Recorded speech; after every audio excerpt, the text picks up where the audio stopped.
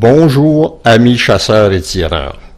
Aujourd'hui, je vais vous parler des difficultés que j'ai rencontrées lors de l'installation d'une crosse fabriquée par la compagnie Boyd's aux États-Unis sur une Browning A-Bolt 2 7 mm Magnum.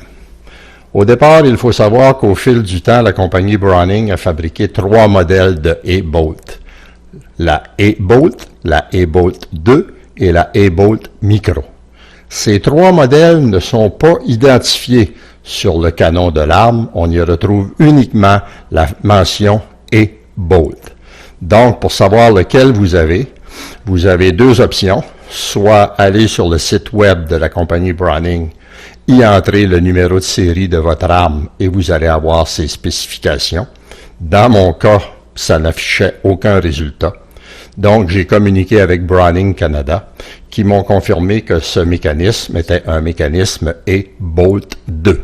Donc, j'ai communiqué avec Boyd's, commandé sur leur site Internet la crosse qui allait s'adapter à mon arme, c'est-à-dire c'est l'arme d'un ami qui a brisé la crosse de façon irrécupérable et qui m'a demandé de lui en trouver une neuve. Cette crosse, malheureusement, a été retenue 22 jours aux douanes canadiennes, ce qui est assez long. Elle revient à 484 $ canadiens, y compris le taux de change et les taxes. Il n'y a pas de frais de douane puisque c'est une fabrication américaine destinée au marché canadien. Donc, lorsque j'ai voulu insérer le mécanisme dans la crosse, la première difficulté que j'ai rencontrée, c'est que le boulon ici, le trou dans la crosse, n'était pas parfaitement en ligne avec les pas de vis dans le mécanisme.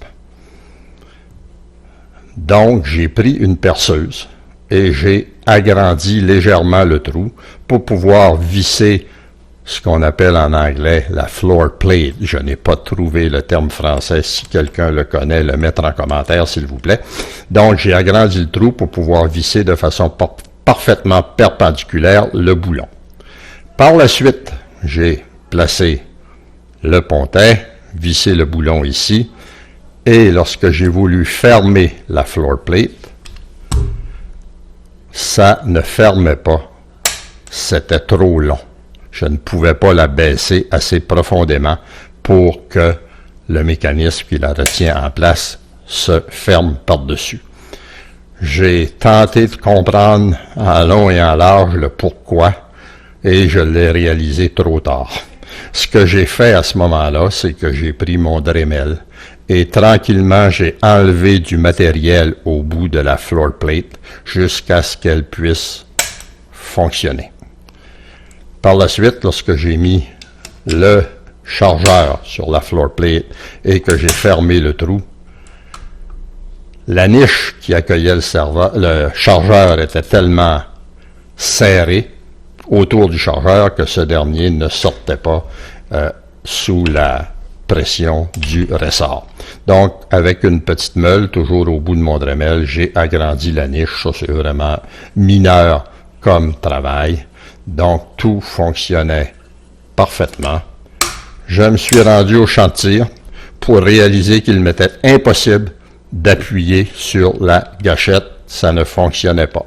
En passant, la gâchette, c'est à l'intérieur du mécanisme ici.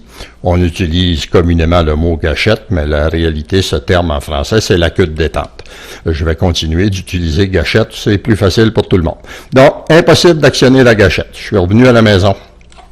J'ai dévissé le boulon, j'ai enlevé le pontet, et là, la gâchette fonctionnait très, très bien. J'ai reposé le pontet sans visser le boulon, et en appuyant légèrement avec mon pouce sur le pontet, j'ai actionné la gâchette pour réaliser que lorsque j'appuyais sur la gâchette, le devant du pontet se soulevait légèrement. Donc, ce que je pense, c'est que l'angle du bois sous le pontet est trop prononcé, trop penché vers l'avant. Donc, j'ai placé une mince pièce de métal sous l'avant du pontet. J'ai revissé le boulon et la queue de détente, la gâchette fonctionnait très bien. Je suis retourné au champ de tir et la précision est toujours là et le grouping est excellent. À chacune des étapes, j'ai communiqué avec photo à l'appui avec la compagnie Boyd, fabricant de la crosse, qui m'ont quand même offert un excellent service à la clientèle, en ce sens qu'ils m'offraient de détruire la crosse, soit la scier en deux, la détruire de quelque façon que ce soit, d'envoyer une photo, et sur réception de cette photo de la crosse détruite, ils m'en enverraient une autre, mieux adaptée, ils espéraient, à mon mécanisme. J'ai refusé pour la raison suivante, c'est comme j'ai enlevé quand même une bonne quantité de matériel à l'avant de la floor plate, j'avais peur que sur un mécanisme parfaitement adapté, elle soit trop courte. Donc, comme tout fonctionne bien, j'ai refusé leur offre en les remerciant et j'ai continué avec la crosse que je possédais déjà. Donc, comme je vous l'ai mentionné au tout début, c'est une très belle crosse, bois laminé. J'ai fait graver une petite tête d'orignal ici, et la seule autre option que j'ai fait ajouter, c'est un 2 couleurs sur le devant du fût ici, et une plaque de couche d'un peu meilleure qualité que celle qui vient standard. Donc, ça termine ma petite présentation de la crosse Boyd.